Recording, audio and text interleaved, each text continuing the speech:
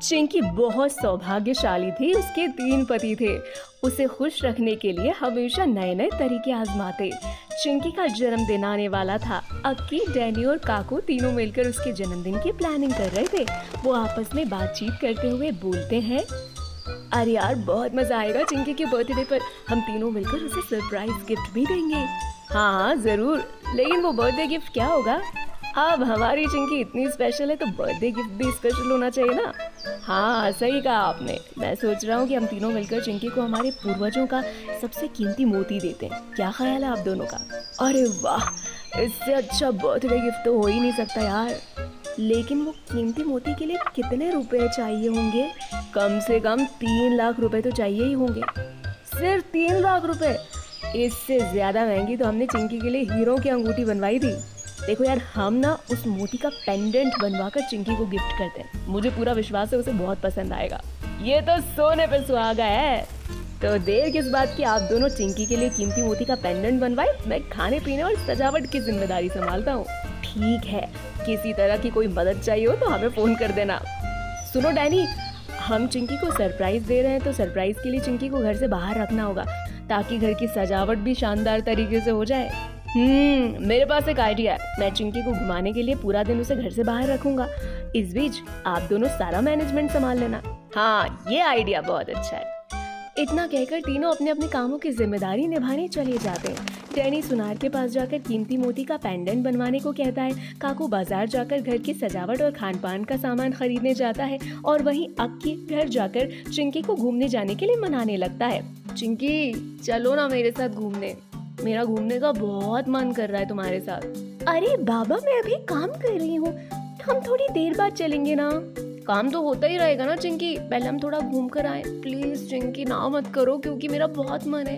एक तो मुझे समझ नहीं आती तुम और तुम्हारे मन की बात। कभी ये करने को मन करता है तो कभी वो।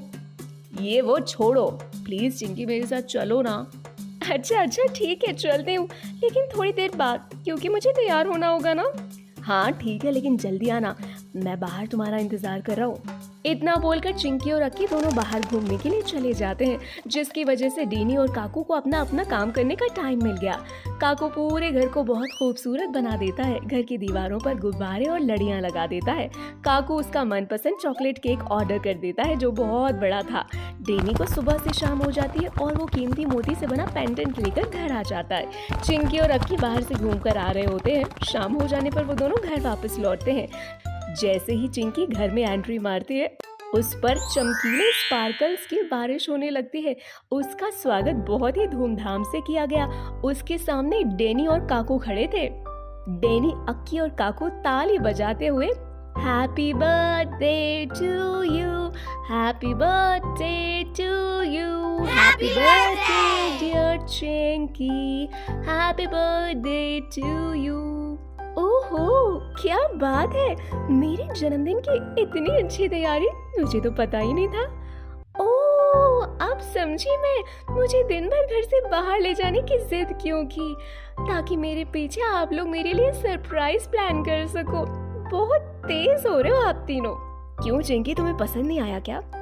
ये कैसी बातें कर रहे हैं आप? आपको शायद पता ना हो, लेकिन मैं दुनिया की सबसे ज्यादा खुशनसीब चिड़िया हूँ, क्योंकि मेरे तीनों पति मुझसे बहुत प्यार करते हैं। मुझे दुनिया की हर चिड़िया से 3 गुना ज्यादा प्यार मिलता है। लेकिन हम भी कुछ कम नहीं है। भले ही तुम 3 पतियों की एक पत्नी हो, लेकिन तुम हम तीनों का बहुत अच्छे से ख्याल रखती हो और हम पर भरपूर प्यार न्योछावर करती हो। लेकिन चिंकी, मैं तुम्हें सबसे ज्यादा प्यार करता हूँ। देखो, तुम्हें दिन भर इतना घुमाया फिराया, कितना हंसाया, खिलाया पिलाया और भी बहुत कुछ। I love you Chinki.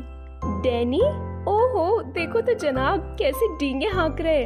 अक्की साहब, अपने मुंह में मिट्ठू मत बनो। हमने ये प्लानिंग मिलके की थी और मिलकर ही इसे अंजाम भी दिया, तो हम तीनों ही चिंकी को बराबर प्यार करते हैं। मैं भी आप तीनों को एक बराबर प्यार करती हूँ। दुनिया चाहे जो भी समझे, लेकिन आप तीनों हमेशा मेरे साथ रहे। आप लोग बस बातें करते रहोगे या केक काटने का प्रोग्राम शुरू करें? हाँ, क्यों नहीं। लेकिन डैनी, तुमने चिंकी को सरप्राइज नहीं दिया अभी तक। क्या सरप्राइज? अभी कुछ और भी बाकी है? हाँ चिंकी, तुम देखते जाओ। वो मैं भला कैसे भूल सकता हूँ। मैं अभी तुम सभी के सामने चिंकी का सरप्राइज गिफ्ट खोलता हूँ। इतना बोलकर डेनी उसे कीमती मोती का पेंडेंट पहना देता है। उस पेंडेंट को देखकर चिंकी बोलती है, इतना महंगा पेंडेंट लेने की क्या जरूरत थी भला? अरे चिंकी, इसमें जरूरत की क्या बात है, बर्थडे गिफ्ट तो देना ही था, तो सोचा अपनी स्पेशल चिंकी के लिए स्पेशल बर्थडे गिफ्ट बनवा ले। थैंक यू वेरी मच आप तीनों को मेरा बर्थडे स्पेशल बनाने के लिए और मुझे खुश रखने के लिए। कुछ इस तरह उसका बर्थडे बहुत ही ज्यादा खुशहाल बन गया।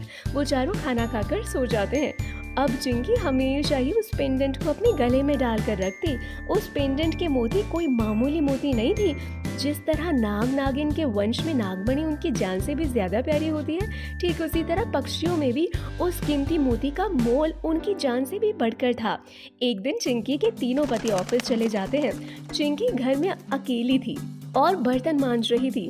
तभी कुछ डाकू घर में घुस जाते हैं, जिनको देखकर चिंकी चिल्लाते हुए बोलती है, कौन हो आप लोग और मेरे घर में कैसे घुस आए?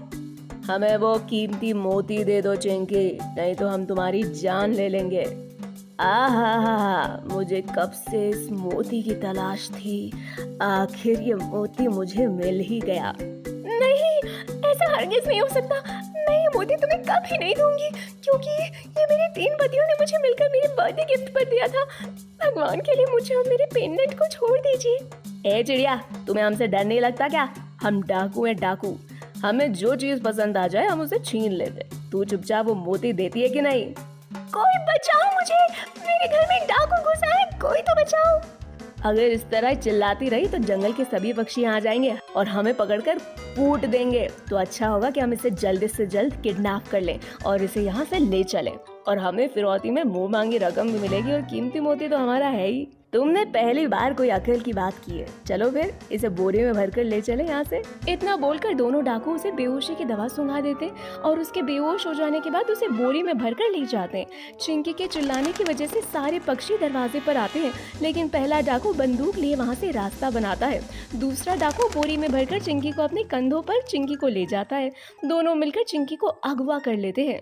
जंगल के कुछ पक्षी चिंकी की मदद नहीं कर सके।